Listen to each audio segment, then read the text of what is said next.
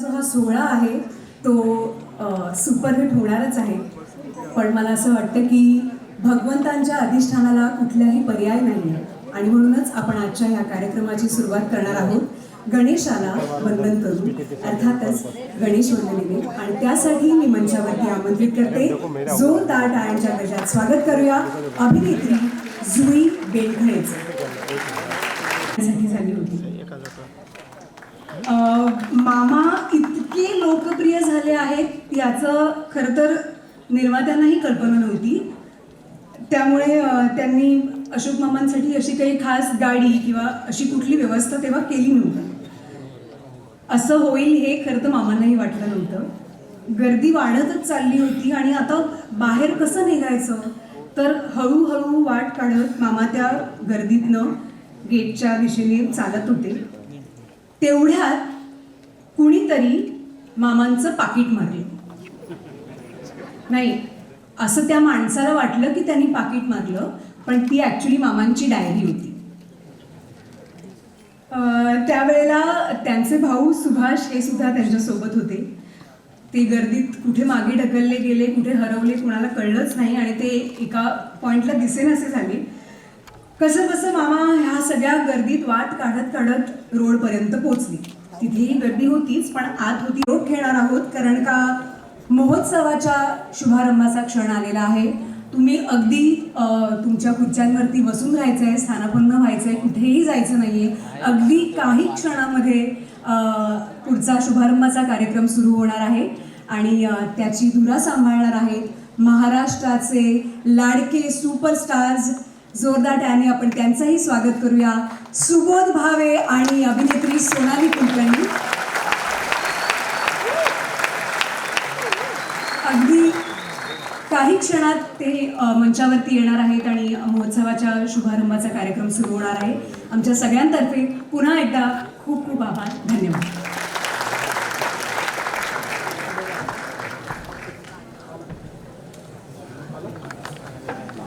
चित्रकर्मी किरण शांताराम,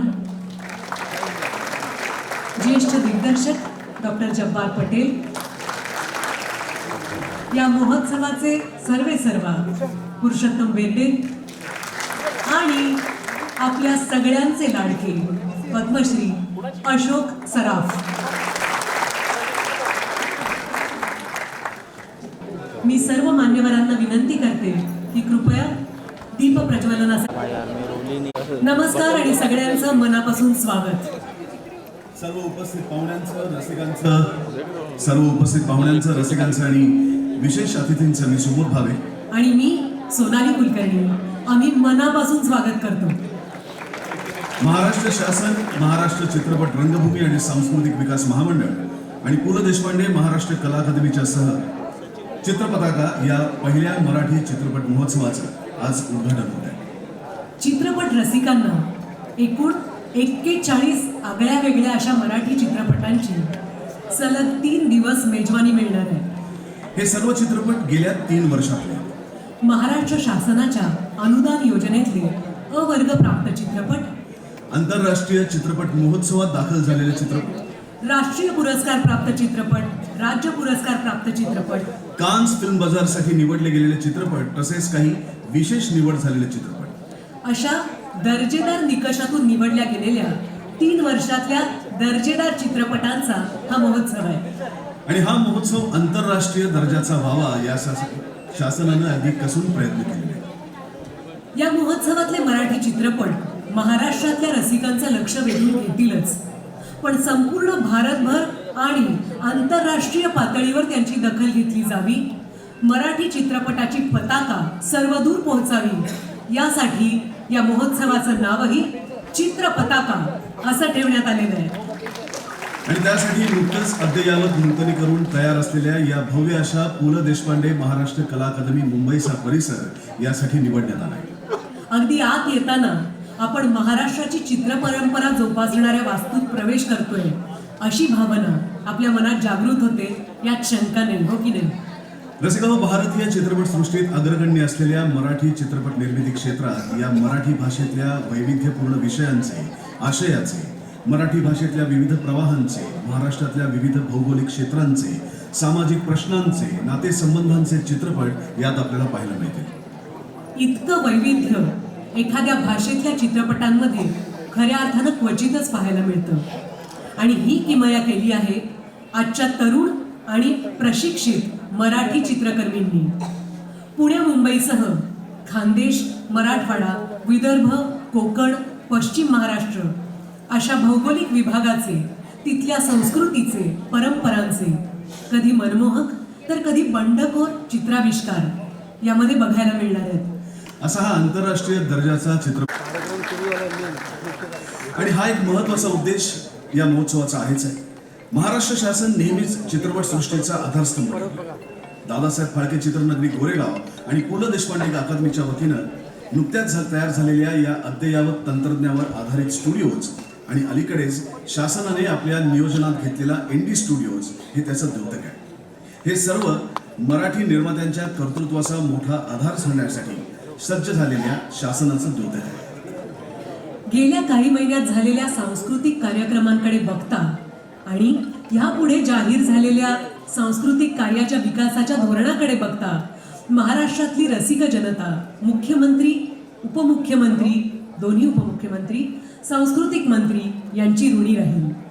चित्रपट रसिकांच्या आणि चित्रकर्मींच्या दृष्टीने चित्रपताका हा मराठी चित्रपटांचा महोत्सव हे शासनाचं चित्रपटांचा भवितव्याचा विचार करून त्यांनी जे पाऊल उचललंय अत्यंत महत्त्वाचं पाऊल आहे आणि त्याचा यशस्वी सुरुवात आपल्या सगळ्यांच्या साक्षीने आज इथे होतीये हे खरोखरच भाग्याची गोष्ट आहे.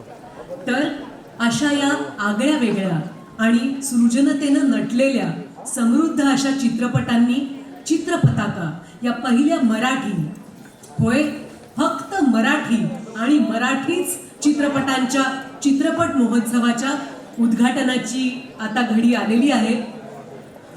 या उद्घाटनाला सुरुवात करण्यापूर्वी सगळ्यात पहिल्यांदा आपण आज जे मान्यवर इथे आलेले आहेत त्यांचं स्वागत करूया. सर्वप्रथम मी विकास खारगे साहेबांना विनंती करतो की त्यांनी महाराष्ट्र राज्याचे सांस्कृतिक कार्यमंत्री डॉक्टर आशिष शेलार यांचं इथे स्वागत करावं.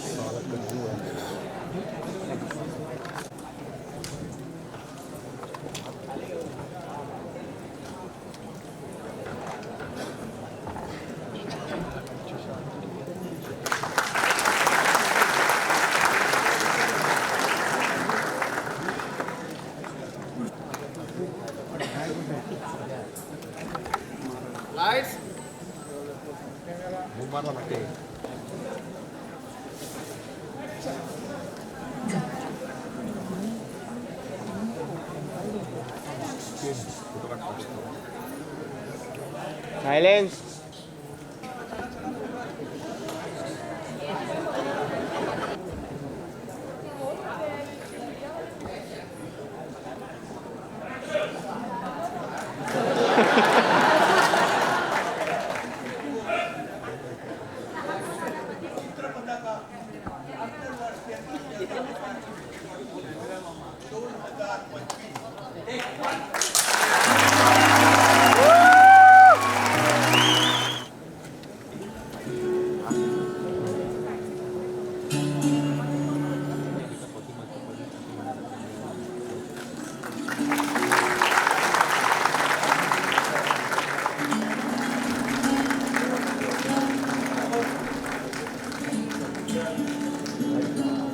मान्यवरांचे आभार. मगाशी खारगे साहेबांनी त्यांच्या मनोगतामध्ये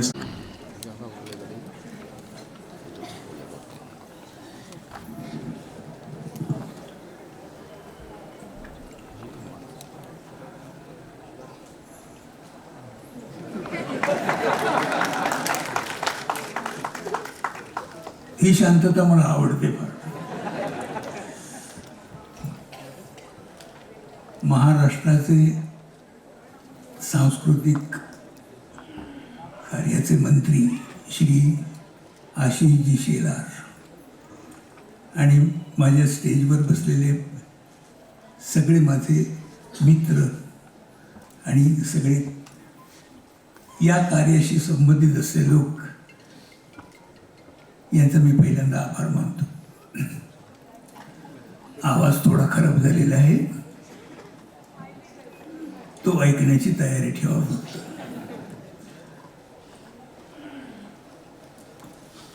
मी मोठा लकी माणूस आहे.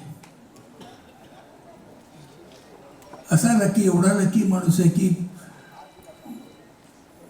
माझा जन्म महाराष्ट्रात झाला.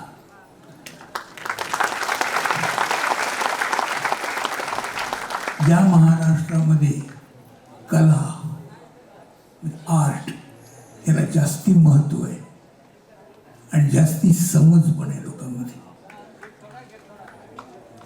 त्यामध्ये मी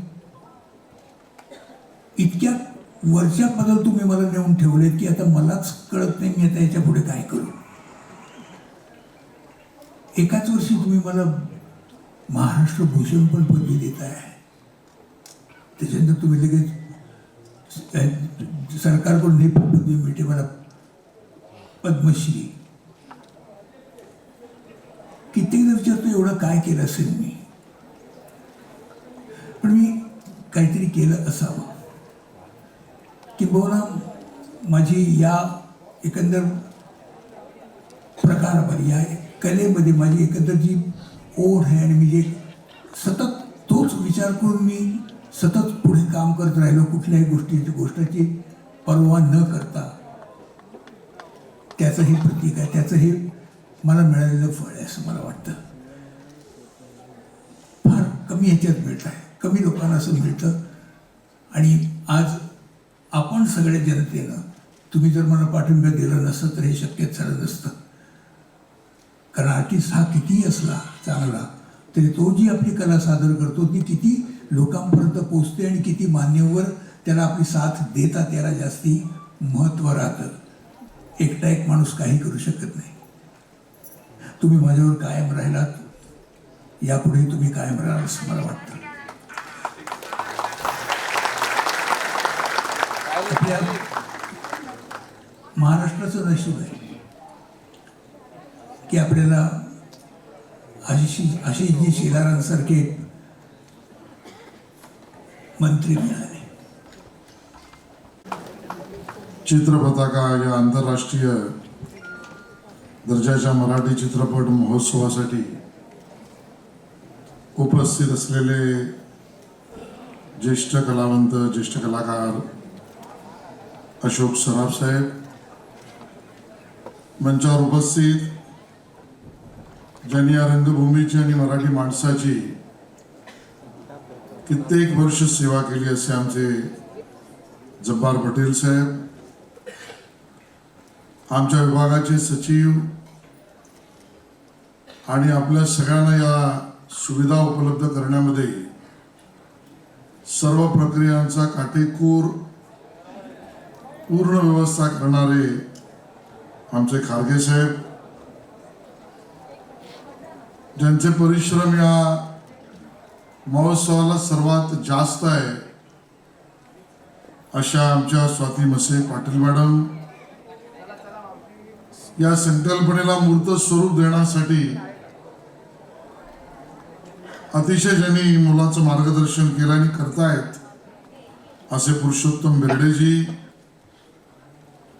किरण शांतारामजी, मिनल जोगळेकरजी, उपस्थित सर्व बंधू भगिनी आणि मातांनो, सर्वात प्रथम तर मला अतिशय आनंद होतो हे घोषित करण्यामध्ये की या देशातील पहिला आंतरराष्ट्रीय मराठी महोत्सव आजपासून सुरू झाला हे आज या ठिकाणी घोषित केलं.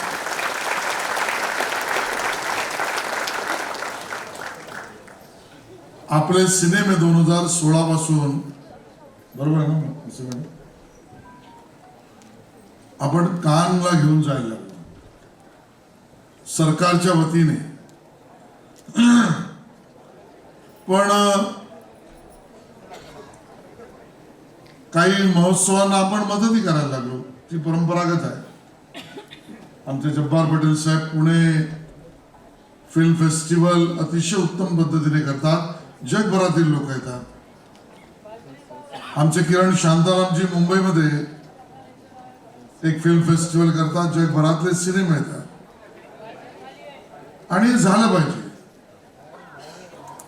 यांच्या उपस्थितीमध्ये हा आंतरराष्ट्रीय मराठी फिल्म महोत्सव होतोय याचाही मला अतिशय आनंद आहे. आजचा दिवस अजून एका कारणाने आपण नोंद करून ठेवावा असा आहे, कारण दादासाहेब फाळके यांचे नातू चंद्रशेखर कुसाळकर या सगळ्यांमध्ये आपल्यामध्ये आज उपस्थित आहेत. मी त्यांचं स्वागतही करतो. आणि त्यांनी मला जी माहिती दिली त्यानुसार राजा हरिश्चंद्र हा जो पहिला सिनेमा दादासाहेब फाळके यांनी विश्वाला दिला त्याचा पहिला प्रीमियर ऑलिम्पिया थिएटर गिरगाव येथे झाला. तो दिवस म्हणजे 21 एप्रिलचा दिवस.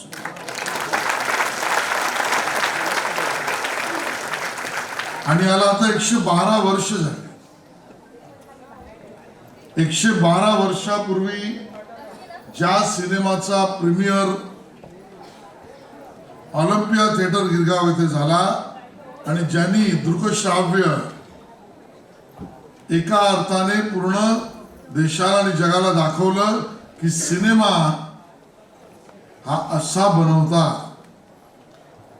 त्या आपल्या एका मराठी माणसाचा कलाकृतीच्या प्रीमियरचा आजचा हा दिवस आहे.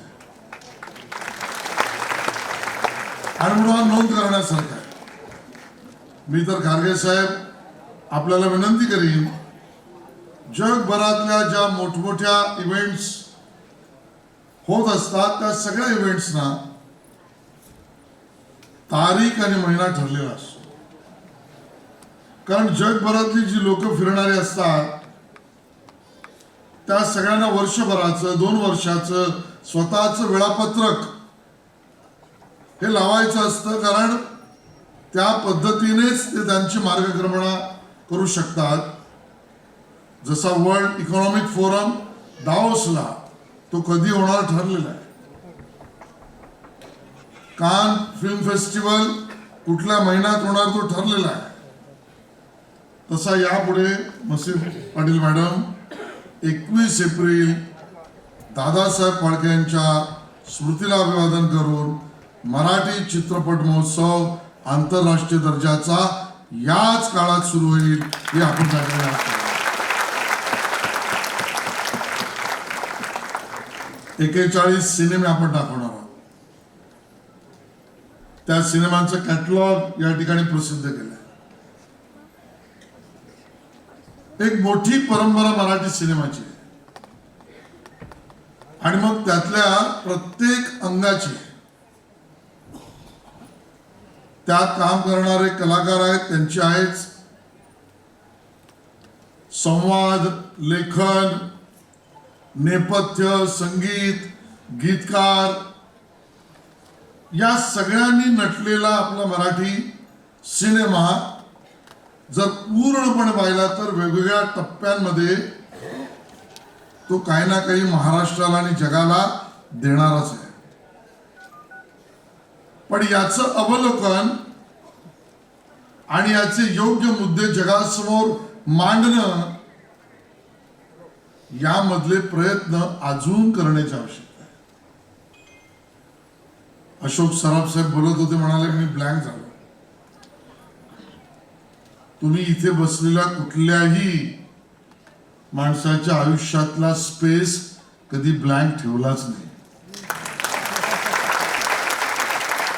तुम्ही प्रत्येकाच्या आमच्या आयुष्यातला प्रत्येक कोणा काय दडलेलं होतं ते बाहेर काढलं, ते फुलवलं, ते पूर्ण भरून दिलेलं आहे.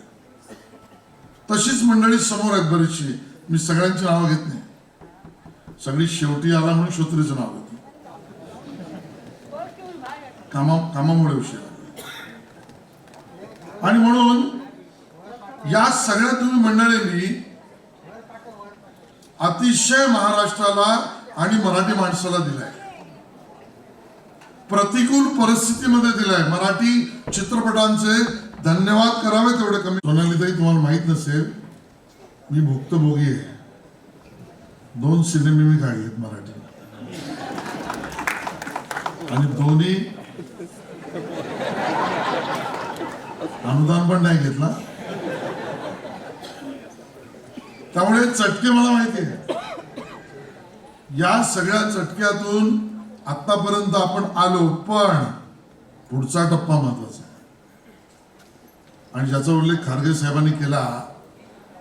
त्या पुढच्या टप्प्यातली आव्हानं मला इथे मोठ्या प्रमाणात युवक युवती दिसत आहेत. ही आता तुमच्या हातात आहे. जगासमोर आव्हान आहेत, चित्रपट सृष्टीसमोर आव्हान आहेत.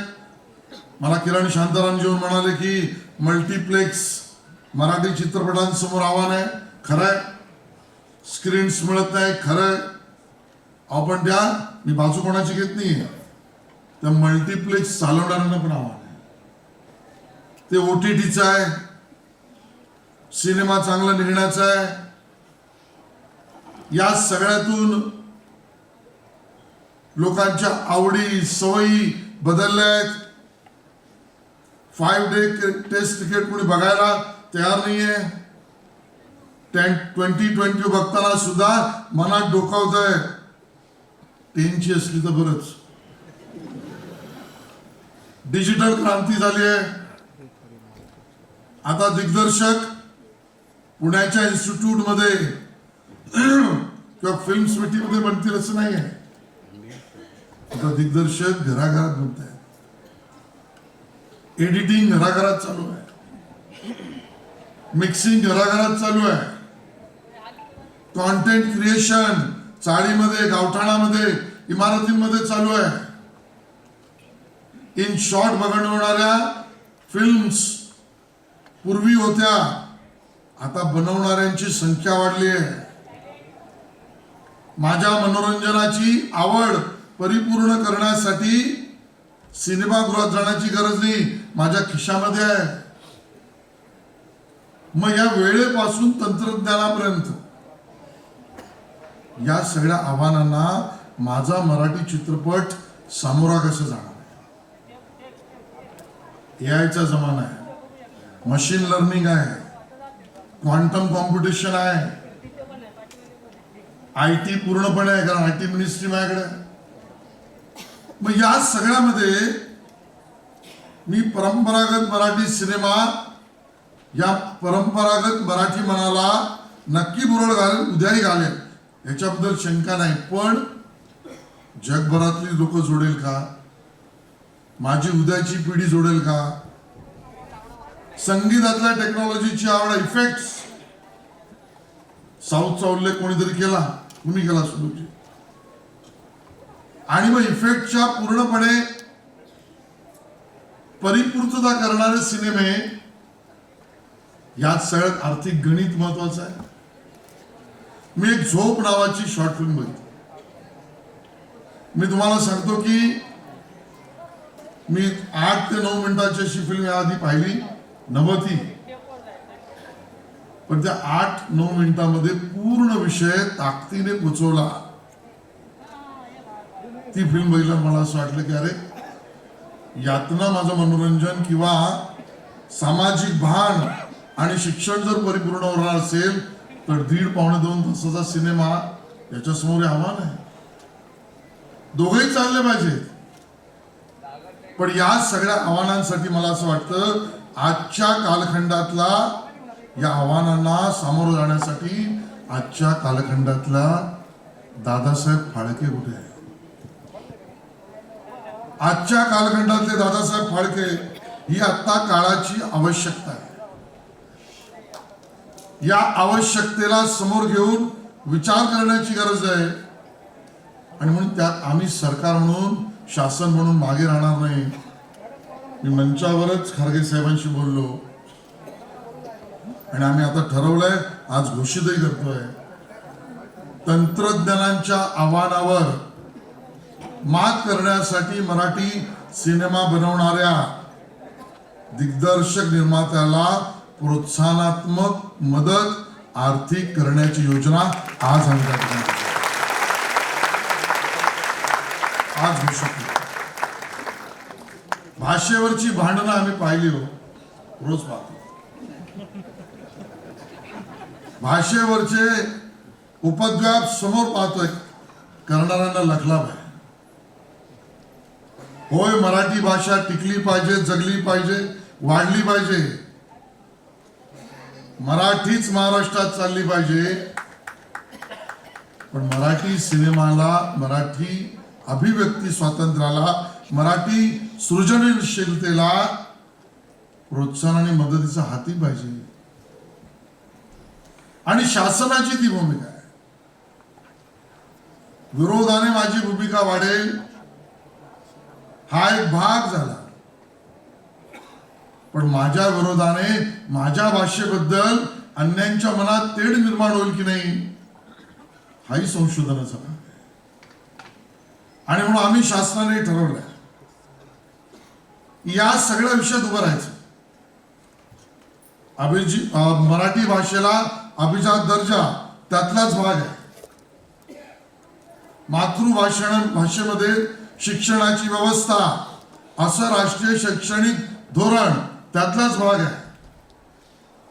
मराठी शाळेमध्ये अनिवार्य शिकणे हा आमच्या योजनेचा त्यातलाच भाग आहे. न्यायालयामध्ये मराठीचा वापर अनिवार्य करणे आमच्या योजनेचा त्यातलाच भाग आहे. केंद्रीय परीक्षा केंद्र सरकार जेव्हा यापुढे करेल, ती रेल्वे असेल वा CRPF असेल, ती मराठीत पण झाली पाहिजे.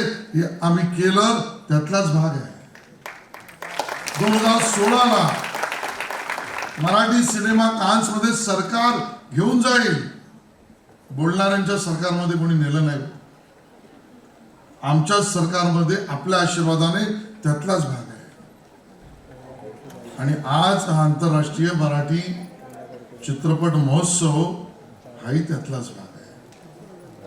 आणि म्हणून आजपासूनच्या होणाऱ्या या पुढच्या टप्प्यातल्या आव्हानातल्या यज्ञामध्ये मला तुमच्या सगळ्यांचं योगदान हवं आहे. आणि ते योगदान तुम्ही द्याल तरच अशा चित्रपट महोत्सवांची यशस्वीता होईल, ती पूर्णतेने व्हावी. या दिशेने आपण सगळे एकत्र येऊया. खूप खूप धन्यवाद. जय हिंद, जय महाराष्ट्र. धन्यवाद आशिषजी.